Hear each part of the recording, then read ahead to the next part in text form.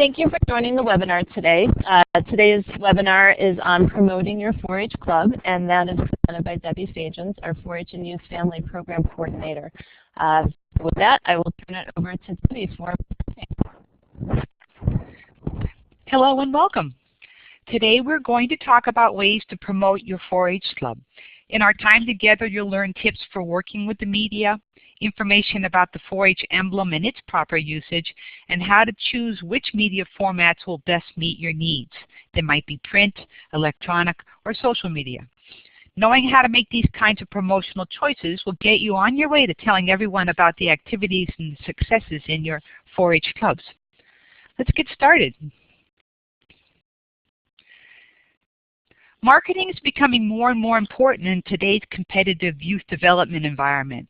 There are so many choices for young people these days.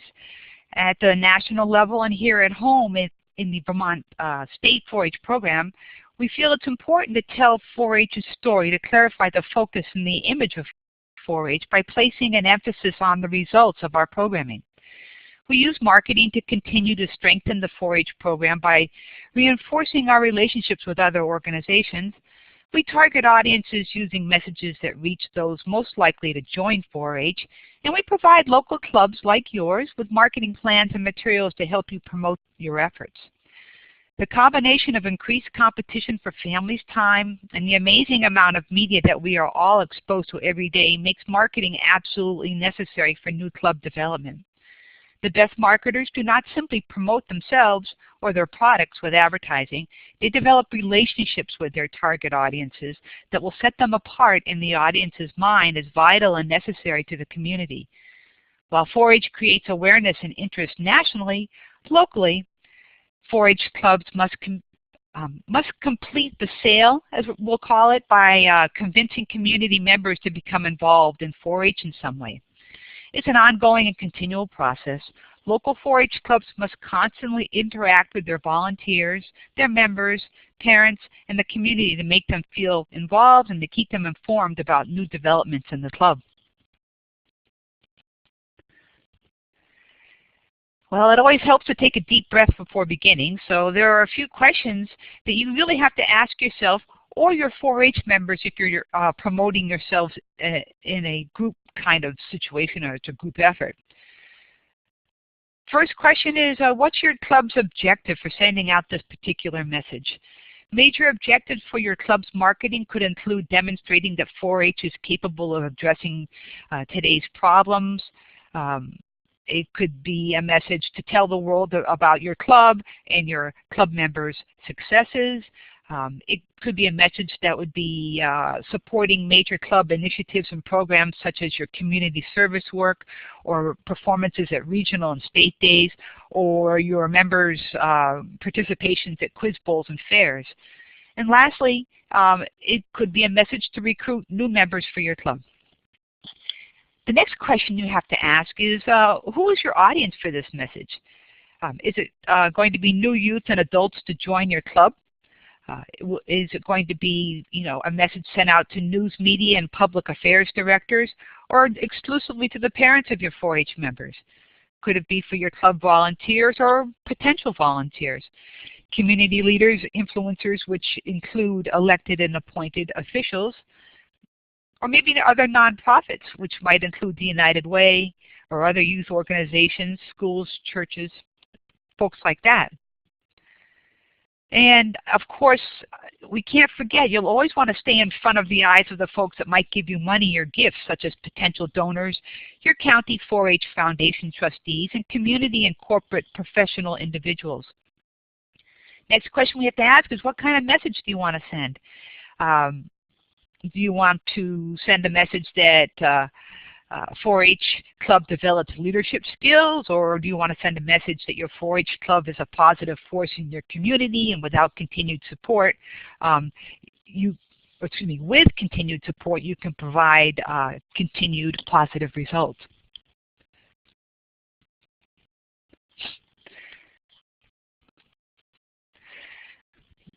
One of the things that we have to deal with is there are so many different options for you to consider. The promotion of your club should really use as many different approaches as possible because people have many different senses. The more senses that are used, the easier the learning occurs. For people to learn about 4-H more easily, vary the ways you promote your club. Use sight and sound and other senses wherever possible. Better yet, use a combination. You can make posters, you could send announcements to radio stations and newspapers, or display your activities on a bulletin board in a storefront or a library. So let's talk about print and electronic media, and then we'll follow up with a little bit about social media. Print and electronic media are things like magazines, flyers, brochures, newsletters, and community forums. They can be in paper form, or they can be electronic and read on computers and other electronic devices.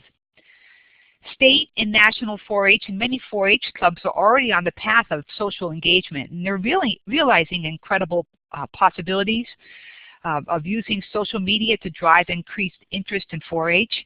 We'll look at social media a little bit later, but let's keep looking at print media. We're living in an increasingly digital world, but we should never discount the effect of print media choices because many people still depend on them. Your club news is really wanted by local community and computer magazines, community and computer bulletin boards, and local daily and weekly newspapers. Here we see the St. Albans Messenger's online version. Of course, they're also in print form. Many papers have both options. It's really easy to submit articles or announcements to magazines, bulletin boards, and newspapers. They usually have a submission form on their websites, and all you have to do is type and push send. So what goes into the writing of your stories? We're not all trained writers or communication specialists, but there are a few simple ideas that might help you share your story effectively. Before you begin, and keeping it in mind as you're editing throughout the process, think about what it is you want your materials to accomplish.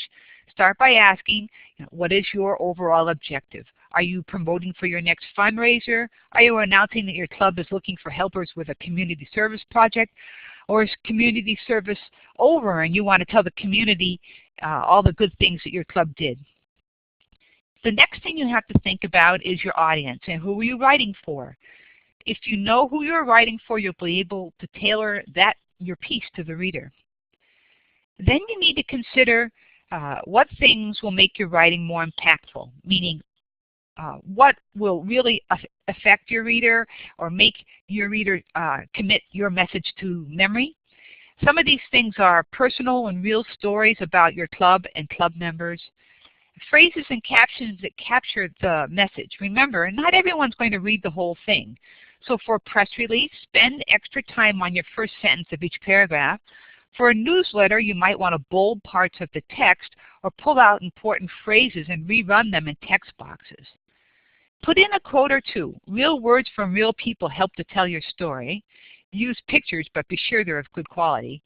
And close your writing with a call to action, something like, for more information, call, or to join, contact us at, and you give your information. I think the next two are really important. Tone and style. The audience will determine the tone. Do we want to write a friendly, personal style, or do we want to be serious in all business?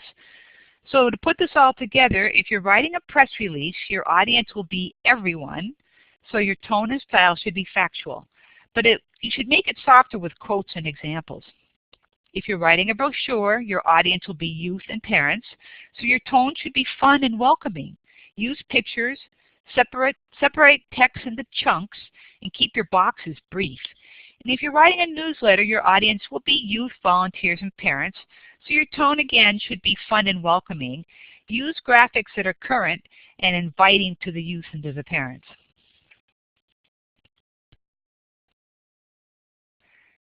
A question to ask yourself or your club members is, do we want to share our news beyond our community?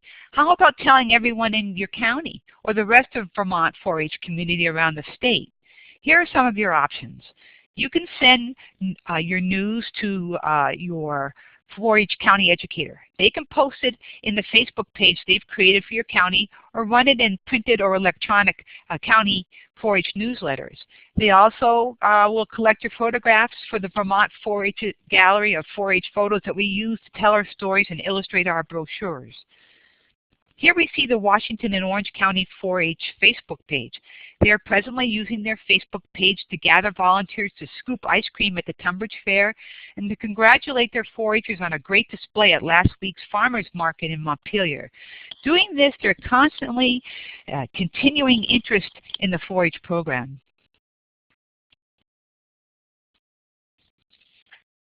Here we see the Vermont 4-H Facebook page, which is available to you to share your news with the entire Vermont 4-H family. You can post your news and photos there, or you can go there to see what other clubs in the state are doing. If you would prefer that we post your news and photos, send them to our State 4-H office and we'll post them to the State 4-H Facebook page for you. If you're new to Facebook, here is a brief overview of this social platform. Facebook is a social utility that connects people in various network and geographic groups. The opportunities it presents for club leaders is they can continue to grow online community and build club engagement by starting and setting the tone of conversation, but not trying to control it. Leaders want to listen to what the community members are saying and respond to those comments as necessary. And you want to connect users with information, resources, and other members of the community. There's real estate all over this Facebook page. Let's talk about some of the parts and pieces. There's a status and wall. You want to use that daily to update, ask questions, and elicit immediate response from community members. You'll use that area to link to other Facebook pages or relevant websites, such as National 4-H's Facebook, or Vermont 4-H's Facebook if you're starting from a different place than what we're seeing here, or county 4-H Facebook pages or other clubs. And then there's a notes section, posted like status, but used for topics with more content and details that need to be available for reference. The first two sentences need to be conversational here because they will be present on fans' news feeds.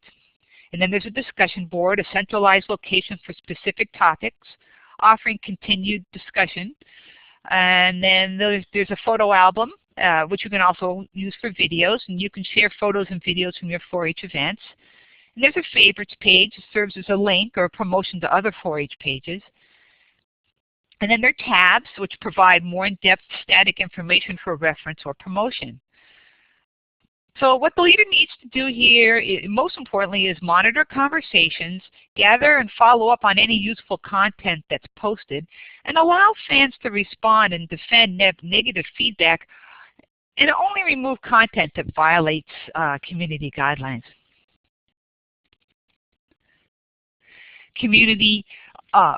Online community forums are another way to share your story in and beyond your local area. An online community is a virtual community, meaning that it's on the internet, whose members interact with each other primarily, again, on the internet. Those who wish to be a part of the online community usually have to become a member via a specific site, such as this one, the Front Porch Forum. An online community can also act as an information system where members can post, comment on discussions, give advice, or collaborate. Online communities have become a very popular way for people to interact. The most common forms that people communicate on these online communities are chat rooms, email lists, or discussion boards. So post your meeting times, tell of your club work, and ask local businesses to donate materials or food to, say, a bake sale, or contribute cash to the club to help with your travel expenses.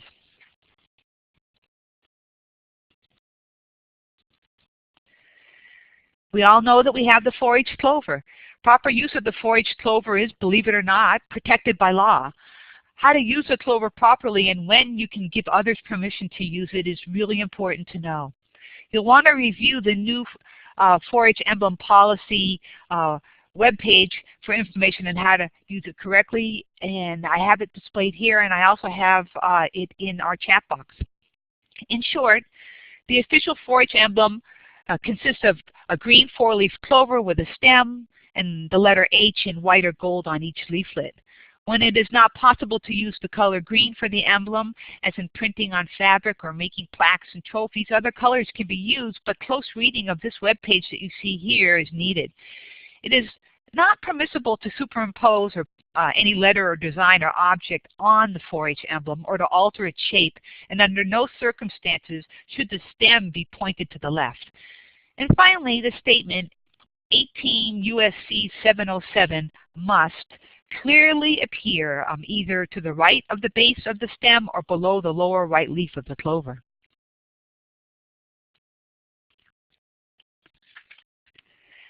As I mentioned earlier, National 4-H has many free promotional materials for you. This web page shows the promotional materials in the form of toolkits that are available from National 4-H. The page is actually twice as long as it's shown here, so there are many kits available. You'll find tips for writing your message, more information about the clover and its proper usage, links for National 4-H resources, and more. Let's click on the National 4-H toolbox, and we'll go a little deeper into what kinds of tools the toolkits contain. So here we are. I've clicked, and we're now into National 4-H Week. This page includes everything available in a typical kit. Here we see all the important things that you might need for the promotion of National 4-H Week, this year happening on October 5 through 11.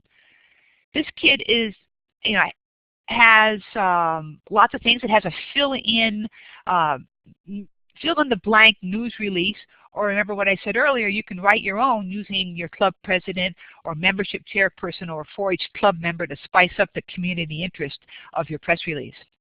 You can see that the toolkit has signs and logos that can be used in your local newspaper, magazines, or newsletters. And it's important, I think, to note that there is a much more expansive 4-H media relations toolkit that has been built for those who are new to the public relations field, as well as seasoned experts. It teaches you how to heighten 4-H public exposure, educate new audiences about 4-H, and showcase 4-H's relevance. It also has a PowerPoint and a webinar training on creating media partnerships, developing media strategy, how to fundraise, and tips on how to work with news professionals. It also has some good templates. There is a template for a media alert, which is when you're pitching to a reporter and inviting them to come to an event, you start out by sending a basic media alert. And this alert includes general information about the date and the time and the location of the event, as well as what's going to happen on that day. And you send that alert to your favorite reporters and follow it up with a phone call to be sure they're coming. So I wanted to take a moment just to show you a typical news release, a 4-H's fill-in-the-blank news release. So this is the template for National 4-H Week. And on the day of the event, or if you wanted to adapt this for other activities on as your news is breaking, you email out this press release. It's a great way to get coverage. Many reporters will take the release, the written description of the event with quotations and other information, and run it in their news outlets. You might remember to include key quotations from 4-H staff and members and things. Remember, we want to make it personalized, and we want to give it a as they say, a personal feel. So we're coming up on National 4-H Week. And there are a lot of things that clubs can do to promote themselves during this special week. And I have some ideas that I'd like to share with you courtesy of Nebraska 4-H program. So if you're having, under the category of celebrations, you can create a media event by getting a commitment from every 4-H'er for individual service projects during National 4-H Week. You print their pledges in the newspaper and encourage the members to supply photos of their work. Better yet, call up the newspaper photographer to catch the 4-H'ers at work while they're doing their community service. You could have a reception at a courthouse or downtown or at a mall. You could have an ice cream social with 4-H'ers, county officials, and volunteers. And you could have a county-wide 4-H scavenger hunt. Advertise the list of the items, for example, a real 4-H clover or a 4-H enrollment card or an autograph of a 4-H volunteer. And then the first person to bring all those correct items to a designated volunteer or extension office or even a radio station receives a savings bond or a nice donated piece. Of course, you're going to provide local newspapers with articles written by members and volunteers and alumni. Also, under media and marketing, you can make 4-H badges or buttons to wear or distribute. Don't forget to cover your your county with 4-H posters. Fly a flag on the town square, 4-H flag on the town square. And then you can always run a radio contest. Use questions based on 4-H history and 4-H today. Callers who give correct answers can win a prize. They could be 4-H t-shirts or pens or pencils. And then you can also have under activities for your club, you can have a cookie baking marathon and deliver cookies to police departments, teachers, or school board members. You can, when they come to the club meeting, distribute something 4-H-y for members, member record books, or invite a 4-H alum in to describe what it was like when they were in 4-H. You can give door prizes to your members by drawing completed enrollment cards. Perfect timing, because this is the time of the year that we're trying to collect all those materials. You can even organize a 4-H week committee for next year's events this year. So you can just do lots of things, or a lot of last-minute ideas. You can distribute $1 million candy bars with a note that you're worth more than this. Thanks for being a friend of 4-H. You can add a 4-H week message to every email and written correspondence during the week. Or you can have everyone in your office answer the phone with Happy 4-H Week. So we'll thank Nebraska for their suggestions there. So what do you do when it's not just 4-H week, but all year round? There are really many good ideas how to promote your club on the internet. There are a lot of really clever 4-H leaders out there, and here are some that I found. You could have a campaign of tell a friend about 4-H. Suggest that your members tell their friends about 4-H and encourage them to join the club. You can conduct your community service projects regularly. It's great public relations for you and for 4-H. And of course, you're going to continue to send your announcements about your club's activity to local newspapers, radio, and television stations. It's a good job for your club secretary or reporter with the help of an adult. You can encourage your club's families to volunteer or to assist at the setup, cleanup, and activity or other activities at other community events, not just 4-H, but have your 4-Hers wearing their t-shirts doing these sorts of things at everybody's events.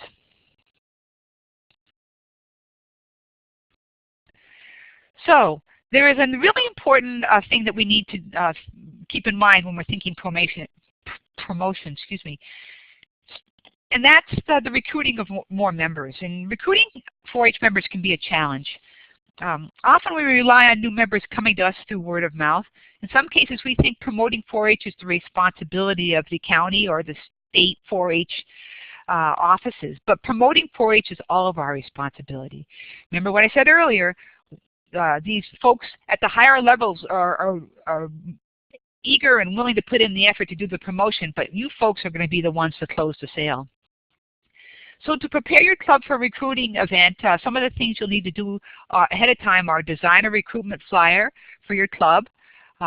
We have one at Vermont 4-H has one as well, so you can ask your 4-H county educator for our recruitment flyers, and we also have yard signs saying join 4-H. You can have members make posters at club meetings to promote your club and then display the posters in businesses and community centers, but you have to seek approval from the owners and the managers first. You can post to your 4-H Facebook page. You can show your club spirit. You and your members may enjoy creating a club logo to use on club shirts or hats or tote bags. And then, these are the things that you can wear and show your club spirit at the fair and other public places, which is a great way to get the 4-H image out and into the community. And you can send recruitment flyers to school superintendents, principals, and community organizations and ask permission to recruit at these locations. And you want to secure, you want to post signage, and you need to figure out where you want to do that. You're going to have to check city codes for regulations and the posting of signs.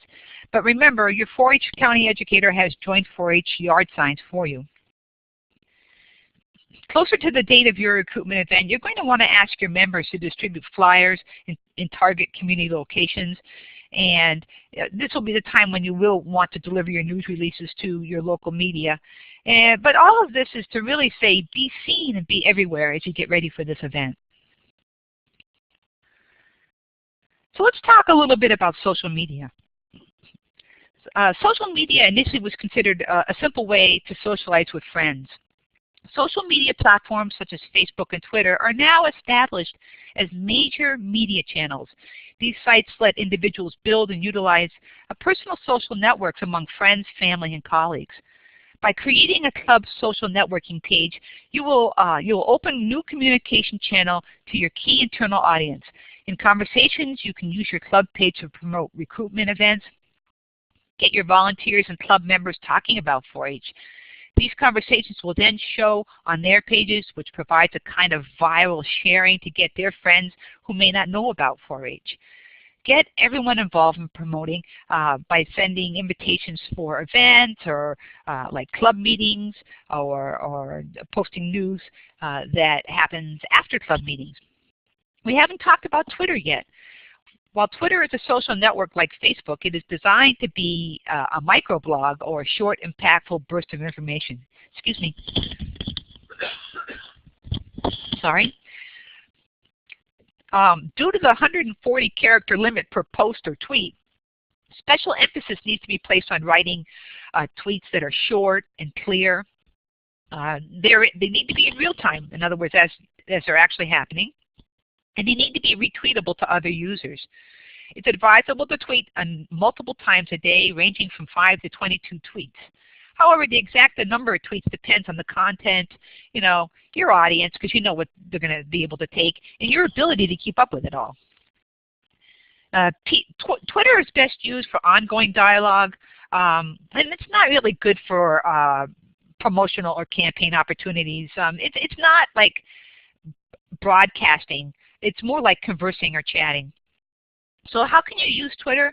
4-H clubs can use Twitter if they have adequate staffing and a constant stream of content, because those two things are necessary to launch and maintain a Twitter presence.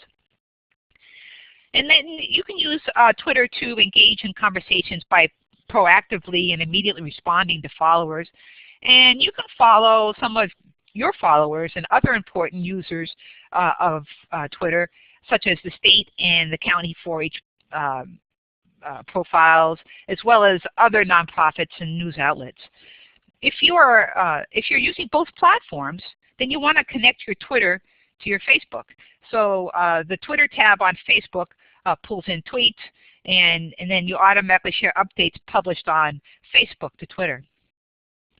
National 4-H has created a really good social media guidebook which will help you to develop all your social media strategies so your platforms are engaging and safe and effective. It's aimed at both those who are new to social media as well as advanced users. You'll learn how to generate content, build community, increase participation, and how to do it in a safe manner for youth. So this ends our brief introduction to the promotion of your 4-H club.